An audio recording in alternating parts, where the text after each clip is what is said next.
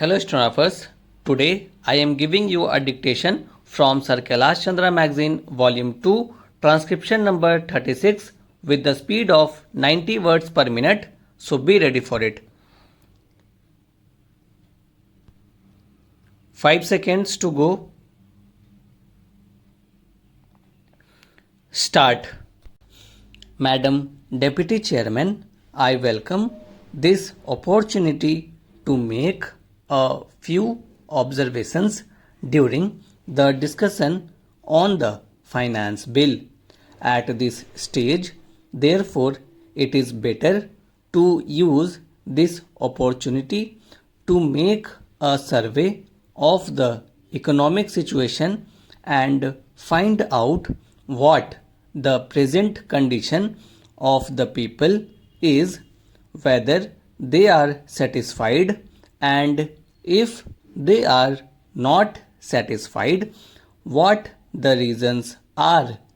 I feel this responsibility is greater today when the American aid is likely to be reduced and therefore we have got to stand more on our own legs. When the plan was set forth, there were three sources from which we hoped to get finance for the plan, namely our own resources from the revenues, loans within the country through savings, and thirdly, foreign help. The latter we need not discuss here. If we study the accomplishments of the plan and the resources that it has been possible to raise, we cannot deny that our expectations have not been fulfilled, and we have therefore to find out the reasons which have led to that situation. Here, incidentally, I would like to touch in a sentence or two the entire theme of the speech of Mr. Bhupesh Gupta. It is very easy to say this should be done or this could have been done from the opposition point of view, but I would like to ask him a question and he can reply to it later in some other speech, whether in Russia it would be possible for anybody not in the debate in the parliament but even outside to utter a single sentence against the government policy. In our democratic setup, we have allowed the people to criticize government policies. Even as Congress people, we are free to criticize the policies of the government, but the point is whether the doubts raised in the minds of the public by the people in the opposition who show their loyalty to a different setup would be conducive to create the enthusiasm that is necessary and the inspiration that is necessary to give their very best to fulfill the targets of the plan.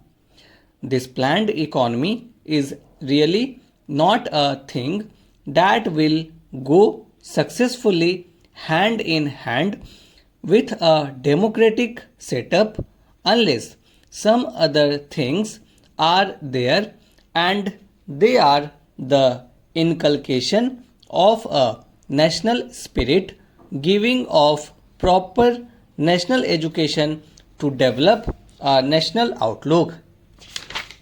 Unless these things are done as they are in other countries like England, unless that type of spirit is created in the country by all the people of all types of views not being allowed to create differences and doubts in the minds of the people, we cannot, in a democratic setup, have the success which we want, and we cannot fulfill our promises to the people.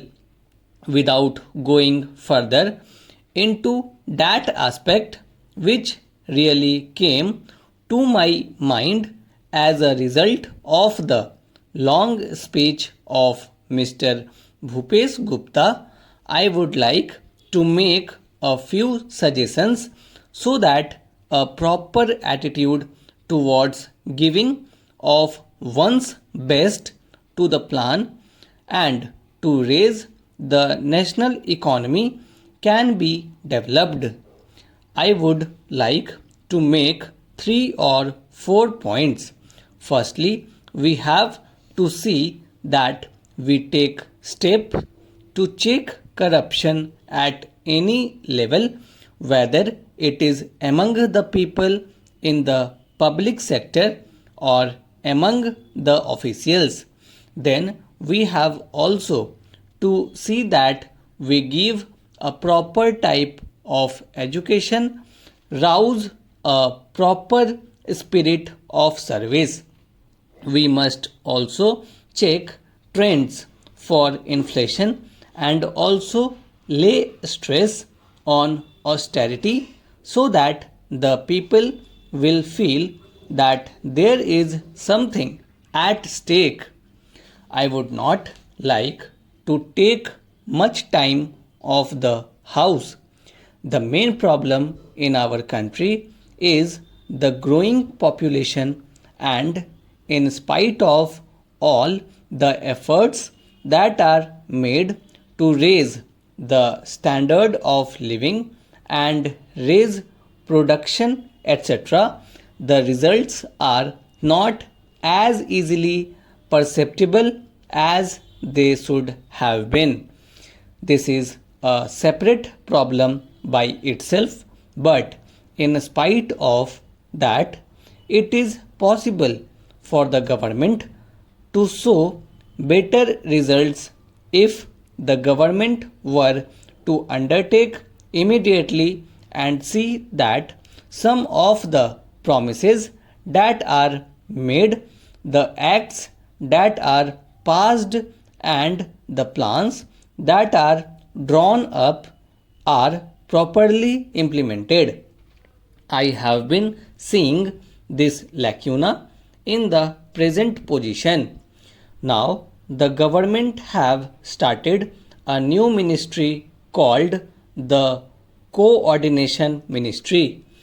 It was very necessary because the plans of the different ministries sometimes were likely to go contrary to each other's aims. I do not want to go into details. For instance, take the question of the promotion of export. A commodity may be exported, but the price of that commodity in the country to the consumer may go on rising. Who is to see to that? Take tea for example. It had to be exported and nobody was there to see whether there was enough tea for consumption in the country and what was the price at which it was available to the consumer in the past. Stop.